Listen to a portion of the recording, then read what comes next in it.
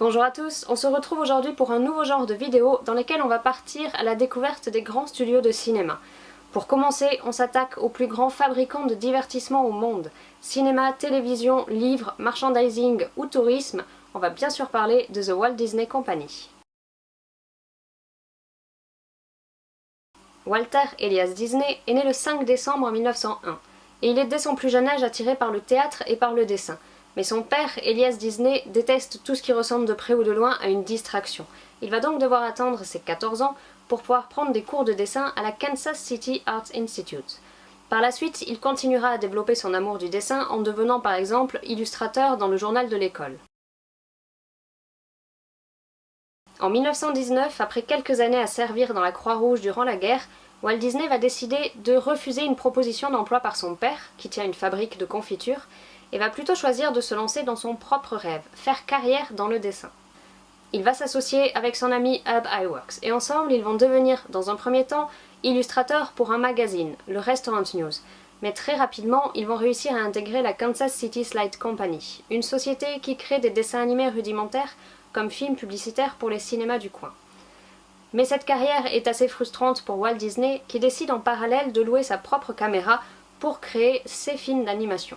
Il va réaliser de courtes bobines d'actualité qu'il va également vendre aux cinémas locaux. Il va les nommer les Laugh-O-Grams.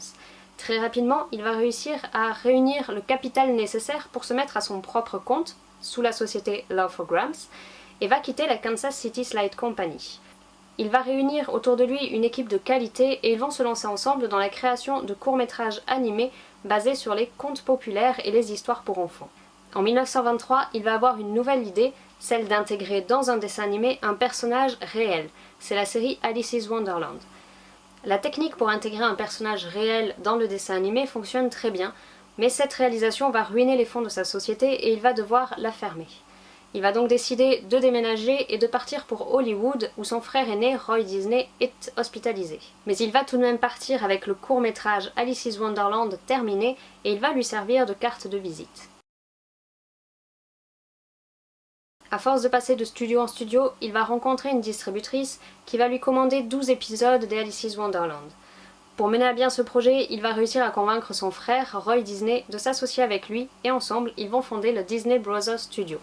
C'est le 16 octobre 1923 qu'ils signent leur tout premier contrat avec cette distributrice et l'on considère que c'est la date de création de la future Walt Disney Company. Pour réaliser des épisodes de qualité, Walt Disney va pouvoir compter sur son ami de longue date, Ub Iwerks, qui va rejoindre l'aventure.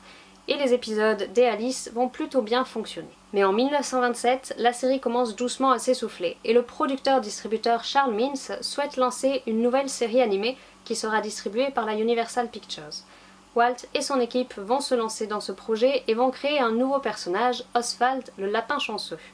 Ce personnage va très rapidement devenir une icône populaire.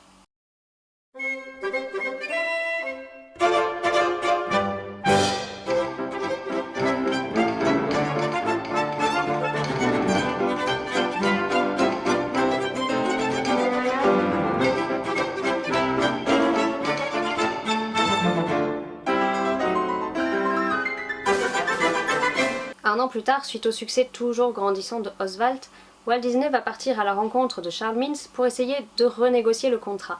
Mais cette rencontre ne va pas se passer comme il l'avait prévu. Charles Mintz, de son côté, souhaite que Walt Disney diminue les coûts de fabrication de Oswald. Walt Disney, lui, souhaitait avoir une enveloppe plus importante pour pouvoir produire des épisodes de meilleure qualité. Il va donc refuser la proposition de Charles Mintz. C'est au cours de cet entretien qu'il va découvrir qu'à cause du contrat qu'il a précédemment signé, l'intégralité des droits commerciaux du personnage de Oswald sont la propriété exclusive de la Universal Pictures. La Universal peut donc créer tous les épisodes qu'il souhaite sans la présence de Walt Disney. Pour l'anecdote, en 2006, la société Disney va négocier avec la Universal afin de récupérer les droits des 26 épisodes de Oswald le lapin créés sous les studios Disney. En 1928, Walt Disney perd donc son tout premier personnage, mais également une grosse partie de son équipe, qui va rester travailler avec Charles Mintz. Mais Walt Disney n'est absolument pas du genre à accepter la défaite et il lui reste le plus important, son frère aîné, Roy Disney, son associé, Ub Iwerks, et surtout la certitude qu'ils sont capables de faire encore mieux. Ils vont renommer leur société The Walt Disney Production et vont se lancer dans la conception d'un personnage qui saura faire concurrence à Oswald. Ce sera une souris, née sous le crayon de Ub, qu'ils nommeront Mortimer. Nous savons tous très bien que cette souris ne gardera pas ce nom, mais nous en parlerons dans une prochaine vidéo.